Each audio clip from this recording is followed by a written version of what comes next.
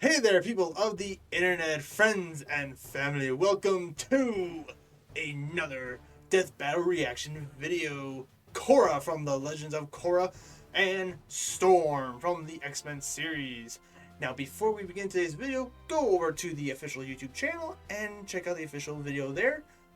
Link in the description. Okay, so when this battle was announced, at first glance, I thought Korra was going to take this. Because again, I don't read too many comics outside of, like mainstream media when it comes to like Marvel characters, like the TV shows or movies. So I wasn't really too familiar with the overall powers of Storm. And at first, I thought I was like, okay, well, Korra, she's got access to different types of elements. So, and she can, bend the elements to her will. So, like, even if Storm could summon wind, Korra could just take that wind and make it her own weapon and throw it right back at Storm. But after watching the analysis, I'm giving it to Storm. I mean, she can freeze lava, and if I understood correctly, restart an artificial sun. While it's an artificial sun, to restart a sun, it's still impressive. And I mean, she can also encompass an entire globe in a storm, literally. And like the power output that can take that is thrown out there, that is a huge amount of energy. And I mean, as far as I know, none of the avatars from Korra and all the way to the first avatar have never been able to pull off a feat like that.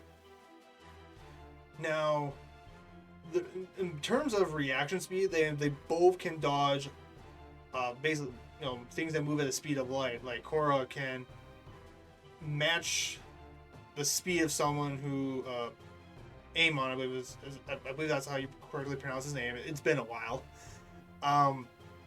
He can dodge lightning, and Korra can keep up with him. And Storm can dodge beams of light. So when it comes to light speed reactions, I think are pretty much even there. But in terms of speed overall, Storm was able to go from ground level to Earth's atmosphere, outer atmosphere, in like a blink of an eye, and like only in a couple seconds. So yeah, when it comes to power and speed, I'm giving it to Storm. So with that out of the way, let's see what happens. Alright, here we go. And actually, I just remembered something else that I forgot before. It just came to me. Storm beats Scott Summers, who can shoot death rays out of his eyes, without her powers. Yeah, Storm's taking this. Alright, let's see what happens. Again, I just love, how they're animating these now. It's like backgrounds are 3D rendered, and the characters are, pixelated. But this doesn't look like your normal pixelation. But again, I love it. What's this? Is that a waterfall or? Oh, the water's going up. I'm so bored. Oh, dang.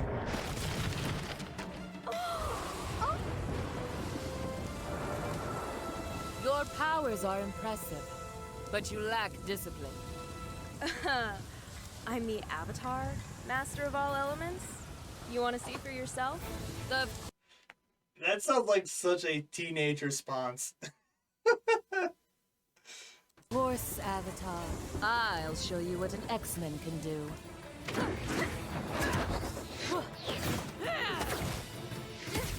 Okay, starting with the wind elements, I see.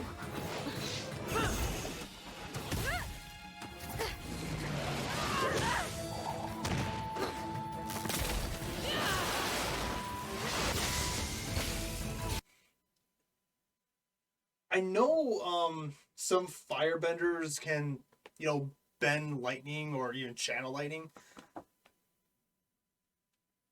Has anybody ever, or lightning bending was pretty recent. I don't think Korra's ever done anything like that, has she? I don't think so.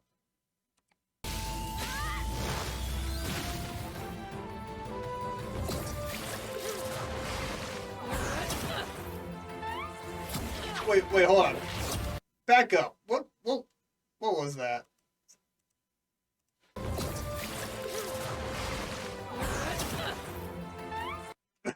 It's kind of that little cheeky look. Like, gotcha.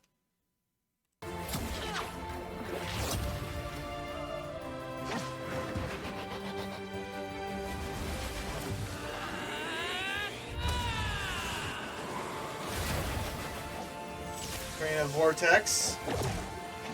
Oh, water Water, spell. lightning, and airbending? Starting to feel a little less special here. Ooh. Oh yeah, being in tighter confined spaces makes her feel claustrophobic. I could throw Storm off here for a little bit.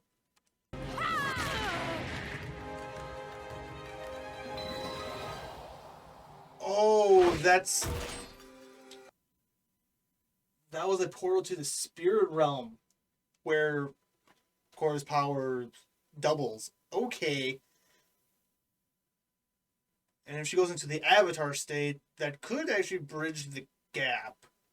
Maybe. When it comes to the power.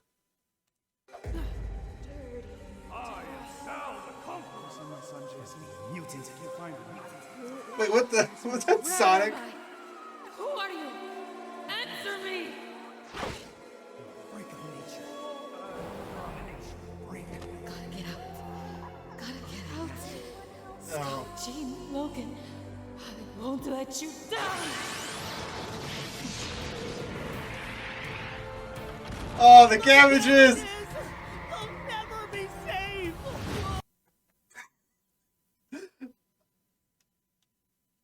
Ugh. I don't know whether I want to love this or hate this.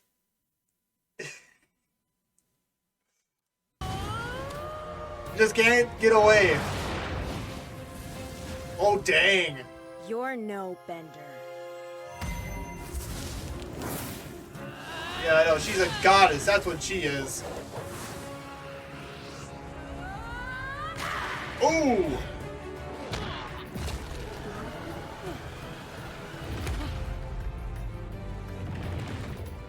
Dang.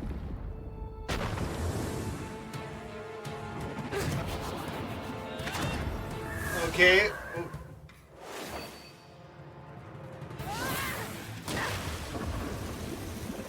Do they go back to the real world? No, they're still in the spirit world, it looks like.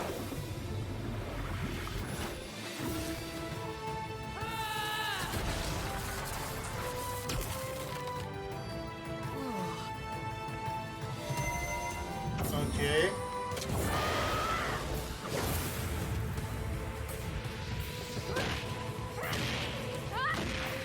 Oh, come on, Storm. Don't let me down. I know what you are, Spirit of Storms. Exactly. Ooh. You call the thunder, she brings the lightning. Oh. Oh.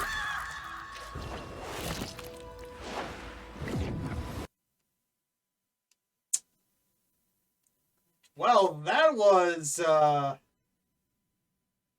shocking. You fought nobly, Avatar. No, she did. Hey-o! I think I just queen shit myself. This fight wasn't totally straightforward. Korra can True. those fighters pretty easy with her raw bending power and martial arts skills, especially with the Avatar state. Not even some of the best benders on the planet like Zahir and Kuvira could stand up to her at her best.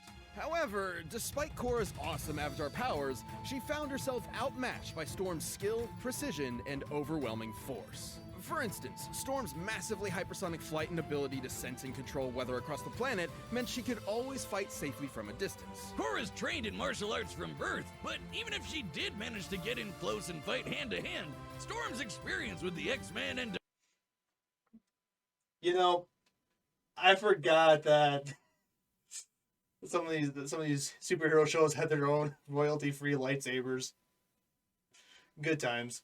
Defeating Callisto meant she could keep up. While Korra may have fought people who can dodge lightning, Storm can dodge literal beams of light. Even just using her flight speed exiting the atmosphere, she'd still be nearly 20 times faster than Korra.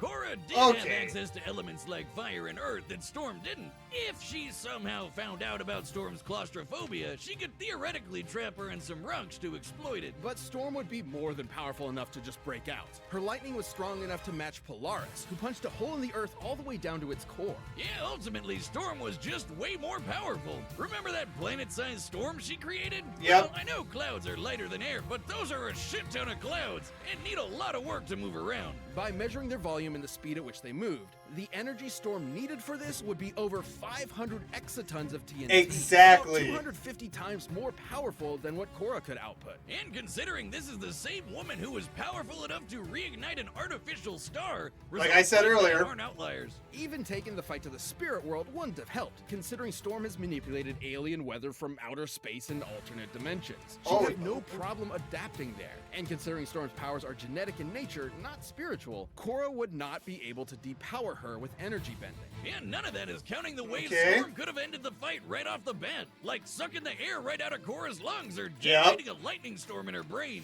Korra was a tenacious, unrelenting opponent, but Storm's massive range, precise control, deadly skill, and unbelievable power won her this fight. Don't get bent out of shape. Korra just couldn't weather the storm. The winner is... That was a good one. I'll give you that one, Boomstick. Thanks for watching this episode. If you want even more action, who's check out next? the new season of Genlock on HBO Max, starring Michael B. Jordan, Dakota Fanning, and David Tennant in a fast-paced animated series inspired by mecha anime.